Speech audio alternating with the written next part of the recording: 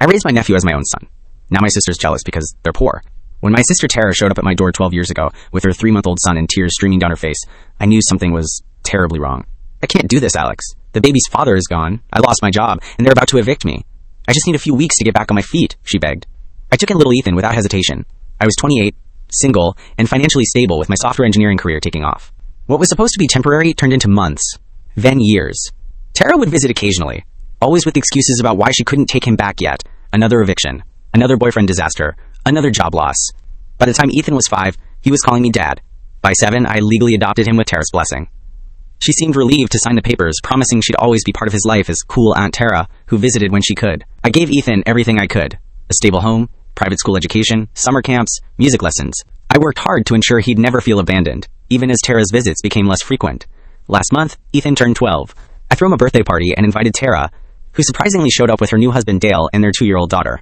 Throughout the party, I noticed Tara's tight smile as she watched Ethan unwrap expensive gifts. She barely touched her cake. When the other guests left, she cornered me in the kitchen. "Must be nice to buy his love with all your money," she hissed. "You've turned my son into someone who wouldn't recognize his own mother's struggle. He belongs with me and his sister." I was stunned. "Tara, you gave him to me. I raised him for almost his entire life. Because I had nothing, and now you're making me look like the villain because we're poor." That night, after they'd gone, Ethan found me sitting alone. "Dad, I need to tell you something," he said quietly. "Aunt Tara asked me if I wanted to come live with her. She said you stole me when she was vulnerable." My heart sank. "What did you say?" "I told her the truth," he replied. "Which is?" Ethan's eyes filled with tears. "That, I already know everything. I found the letters last year when I was looking for my birth certificate for school." "Letters?" I felt cold suddenly. "The ones she sent you every month for 5 years, begging for me back. The ones where she sent money whenever she could. The ones you hid." He pulled out a stack of worn envelopes from his pocket. "She never abandoned me. You kept her away." The truth hit like a thunderbolt.